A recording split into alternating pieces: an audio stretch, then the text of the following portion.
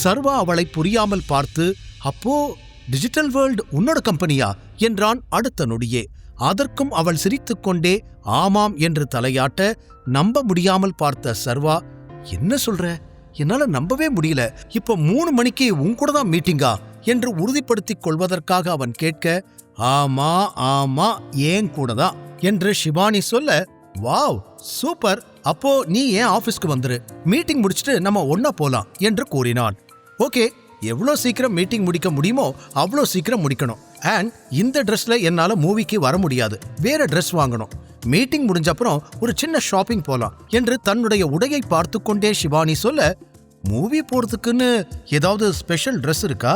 இந்த பொண்ணுங்களே இப்படிதான் போல என்று மனதில் நினைத்த சர்வா, ஓகே கண்டிப்பா போலாம் என்றான். அப்போ ஈவினிங் மீட் பண்ணலாம் என்று சொல்லிக்கொண்டே சர்வா ஆபீஸுக்கு வந்திருக்க வண்டியை நிறுத்தினாள் ஷிவானி. சர்வா இறங்கிக் கொள்ள அவளது கார் அங்கிருந்து கிளம்பியது. அது கண்ணை விட்டு மறையும் வரை அப்படியே நின்று பார்த்து கொண்டிருந்தான் சர்வா. அப்போது அவனது டைகர் எண்ணுக்கு கால் வர எடுத்து பார்த்தவன் முகத்தில் ஒரு நக்கல் புன்னகை. காரணம், கால் செய்திருந்தது ஆகாஷ்.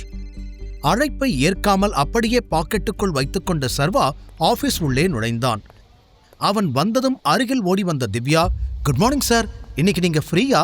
ஒரு பிசினஸ் மீட்டிங் அரேஞ்ச் பண்ணணும். அவங்க உங்களோட கன்ஃபர்மேஷன் கேட்டாங்க, இன்னைக்கே பண்ணிடவா என்று ஃபைலை பார்த்து கொண்டே கேட்க, நோ இன்னைக்கு நான் பிஸி, நாளைக்கு அரேஞ்ச் பண்ணுங்க என்று கூறி தனது கேபினுக்குள் நுழைய மீண்டும் ஆகாஷ் அவனுக்கு போன் செய்தான். இந்த முறையும் சர்வா அழைப்பை ஏற்கவில்லை. அவன் பின்னாலேயே திவ்யாவும் உள்ளே வந்திருக்க, 3 மணிக்கு நமக்கு ஒரு இம்பார்ட்டன்ட் மீட்டிங் இருக்குல்ல, அதுக்கு எல்லாத்தையும் அரேஞ்ச் பண்ணுங்க. மேனுஃபேக்சரிங் எந்த லெவல்ல இருக்கு? எல்லாம் முடிச்சிட்டாங்களா? ஆர்டர் இன்னைக்கு அனுப்பிடலாம் தானே? எதுவும் பிரச்சனை இல்லையே என்று அடுத்தடுத்து சர்வா கேள்விகள் கேட்க, அது இன்னும் 10 பீசஸ் மட்டும் பண்ணணும் சார், அது ரெடி ஆயிடுச்சு, ஆர்டர் கம்ப்ளீட் பண்ணிடலாம். ஆர்டர் அனுப்ப மற்ற அரேஞ்ச்மெண்ட்ஸ் எல்லாம் இன்னொரு பக்கம் போய்கிட்டு இருக்கு சார் என்று திவ்யா கூறியதும் பெருமூச்சு விட்ட சர்வா, மாயா கிட்ட 2 மணி நேரம் கழிச்சு என்னை வந்து மீட் பண்ண சொல்லுங்க, இந்த ஆர்டர் பத்தின ஃபைனல் டீடைல்ஸ் எல்லாம் எனக்கு தெரியணும் என்று கூறியதும் சரி என்று தலையாட்டிவிட்டு அங்கிருந்து சென்றாள் திவ்யா. மீண்டும் 3வது முறையாக ஆகாஷிடமிருந்து அழைப்பு வந்தது. குறைந்தபட்சம் 5 முறையாவது அழைப்பை ஏற்கக்கூடாது என்று நினைத்த சர்வா இறுதியாக 6வது முறை அழைப்பை ஏற்றிருக்க, அந்த பக்கம் சற்று எரிச்சலோடு இருந்த ஆகாஷ், ஹலோ டைகரா என்று பட்டென கேட்டுவிட்டான். அவன் குரலை கேட்டு சர்வாவிற்கு சிரிப்பு வந்தது. இருந்தும் தன்னை சீரியஸாக வைத்துக் கொண்டவன், ஹலோ ஆகாஷ் என்று கூறினான். ஏனோ சர்வாவின் குரலை கேட்டதும் அந்த பக்கம் நடுங்கி போன ஆகாஷ், உங்களுக்கு எப்படி சார் நான் ஆகாஷ் தான் தெரியும் என்று பேச்சு வராமல் தடுமாறினான். நீங்க என் நம்பரை வாங்கியிருக்கீங்கன்னு சூர்யா சொல்லி இருந்தாரு, சொல்லுங்க என்ன விஷயம் என்று எதுவும் தெரியாதது போல சர்வா கேட்க, அதுல சார் அந்த 70% ஷேர்ஸ் பத்தி உங்ககிட்ட பேசணும், எல்லாத்தையும் திரும்பி வாங்கிக்க சொல்லிட்டீங்கன்னு சூர்யா சொன்னாரு, அத பத்தி தான் பேசணும், இன்னைக்கு நம்ம மீட் பண்ணலாமா என்று மெதுவாக கேட்டான். மிஸ்டர் ஆகாஷ், நான் எவ்வளவு பிஸியா இருக்கேன்னு உங்களுக்கு தெரியுமா?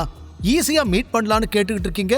ஏதாவது முக்கியமான விஷயம் இருந்தா இப்பவே சொல்லுங்க, ஆர் பணத்தை அரேஞ்ச் பண்ற வேலையை மட்டும் பாருங்க, எனக்கு உங்க கூட கதை பேச டைம் இல்ல என்றதும், இல்ல சார் இல்ல, நான் இப்பவே சொல்லிடுறேன், அது கொஞ்ச நாள் முன்னாடி தான் நாம கான்ட்ராக்ட் சைன் பண்ணி இருந்தோம், 15 வருஷ கான்ட்ராக்ட். எங்க கம்பெனி எப்ப எல்லா ஷேர்ஸையும் திரும்ப வாங்குற அளவுக்கு வளருதோ அப்பதான் எங்களால வாங்க முடியும்னு நாம அக்ரிமெண்ட் போட்டிருக்கோம். இன்னும் 5 வருஷம் கூட முடியல, அதுக்குள்ள எல்லா ஷேரையும் திரும்ப வாங்க சொன்னா எப்படி என்று ஆகாஷ் சிறிது பயத்துடன் கேட்க, சில நொடிகள் என்ன பதில் சொல்வது என்று யோசித்த சர்வா பிறகு, லிசன் மிஸ்டர் ஆகாஷ், உங்ககிட்ட இருந்து நான் ஷேர் வாங்கினேன், இப்போ நீங்க உங்க ஷேர் என்கிட்ட இருந்து வாங்கணும், அவ்வளவுதான்.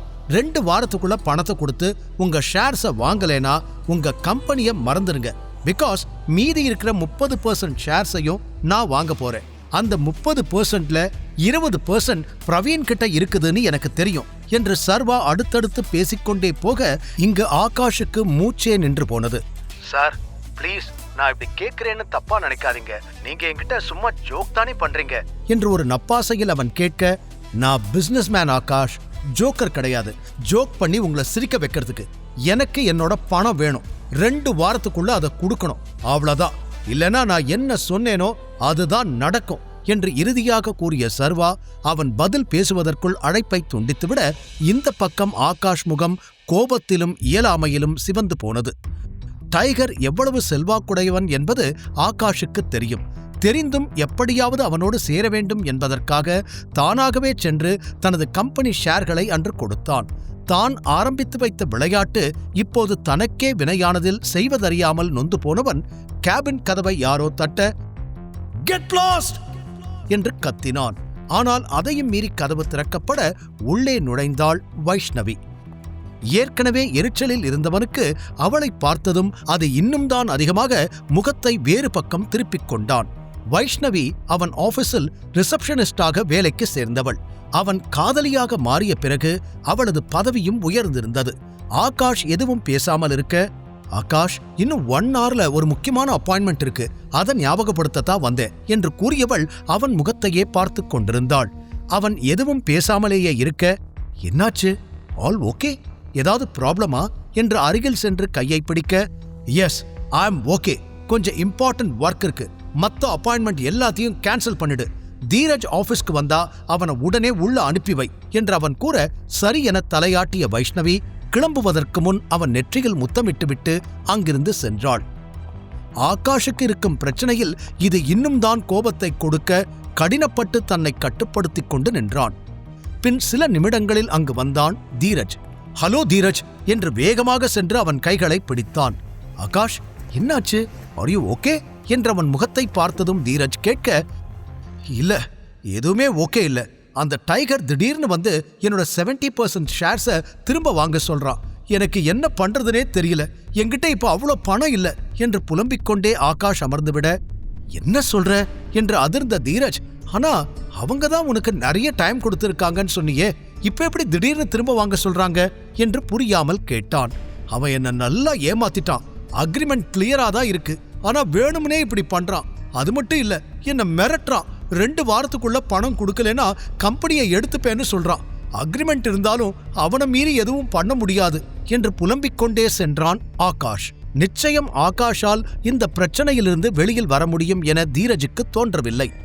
அதனால் அவன் அமைதியாக இருக்க, "நான் உன்னை ஒரு காரணமா தான் இங்க வர சொன்னேன்.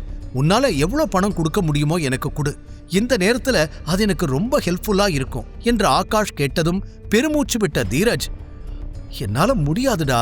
இப்ப கம்பெனியோட பொறுப்பெல்லாம் வேதிகா கிட்ட இருக்கு" என்று தீரஜ் கூற, இப்போது ஆகாஷ் அதிர்ந்து, "என்ன சொல்ற?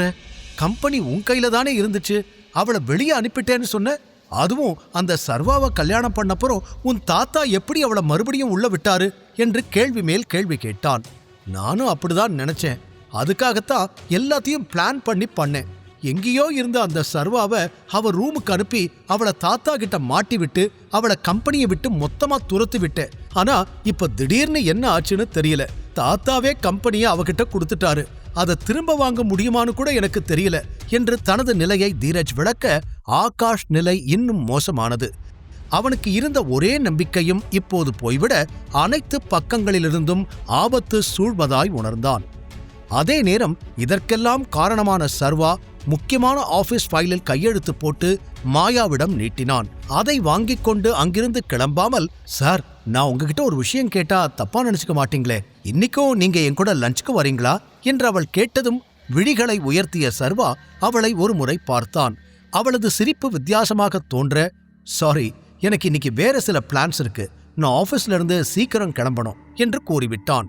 அதுவரை அவள் முகத்திலிருந்த புன்னகை அப்படியே மறைந்துவிட அங்கிருந்து கிளம்பினாள். ஒரு நிமிஷம். நாளைக்கு ஒரு முக்கியமான கம்பெனியிலிருந்து அப்பாயின்மெண்ட் கேட்டிருக்காங்கன்னு திவ்யா சொன்னாங்க. அந்த மீட்டிங் எல்லாத்தையும் அரேஞ்ச் பண்ணுங்க. நீங்க தான் பிரசன்டேஷன் பண்ணணும். பி ரெடி" என்று சர்வா கூற தலையாட்டி விட்டு அங்கிருந்து சென்றாள் மாயா. அவள் சென்ற பிறகு மீண்டும் வேலைகளைத் தொடர்ந்த சர்வாவிற்கு அன்று ஏலத்தில் வாங்கிய டைமண்ட் நெக்லஸும் அதற்கு பரிசாக கொடுக்கப்பட்ட டைமண்ட் ரிங்கும் திடீரென கண் முன்னால் வந்து போனது. அந்த நெக்லஸை அதிக விலைக்கு அவன் வாங்கியதால் அவனுக்கு அந்த மோதிரம் பரிசாக கொடுக்கப்பட்டது. அதை வேதிகாவின் பிறந்த நாளுக்கு கொடுக்கலாம் என ஏதேதோ, ஆனால் அவளோ இன்று பிரவீன்தான் முக்கியம் என சென்று விட்டாளே என அவன் ஏதேதோ யோசித்துக் கொண்டிருக்க வெளியிலிருந்து கதவு தட்டப்படும் சத்தம் கேட்டதும், "எஸ், கம் இன்" என்றான் சர்வா. உள்ளே நுழைந்தாள் ஷிவானி. காலையில் அவளது உடையை நன்றாக கவனிக்கவில்லை. ஆரஞ்சு நிறத்தில் முட்டிக்கு சற்று கீழே இருக்கும் கவுன் அணிந்திருந்தாள். சில நொடிகள் அவள் அழகில் அப்படியே மெய்மறந்து அமர்ந்திருந்தான் சர்வா. அவள் கைகுலுக்கிக் கொள்வதற்காக கை நீட்ட சர்வா அப்படியே நின்றான். அதனால் அருகில் வந்து ஹலோ சர்வா என்று அவனை சிநேகமாக ஹக் செய்து கொள்ள இன்னும் அதிர்ந்தவன் உறைந்து போனான். அவள் திடீரென கட்டிப்பிடிப்பாள் என சர்வா சிறிதும் எதிர்பார்க்கவில்லை. சில நொடிகளில் தன்னை மீட்டுக்கொண்டு ஷிவானியை பார்ப்பதற்காக நிமிர்ந்தவன் வெளியிலிருந்து ஒரு பெண் தன்னை பார்ப்பதை கவனித்து சட்டென ஷிவானியை தன்னிடமிருந்து விலக்கிவிட்டான். அவன் திடீரென தன்னை தள்ளிவிட்டதில் புரியாமல் பார்த்தாள் ஷிவானி. வெளியிலிருந்து சர்வாவை பார்ப்பது யார்? சர்வா ஷிவானியின் நெருக்கம் தொடருமா? தெரிந்து கொள்ள தொடர்ந்து கேளுங்கள். முழு கதையையும் கேட்டு மகிழ பாக்கெட் FM ஆப்பை டவுன்லோட் செய்யுங்கள். லிங்க் டிஸ்கிரிப்ஷனில் கொடுக்கப்பட்டுள்ளது.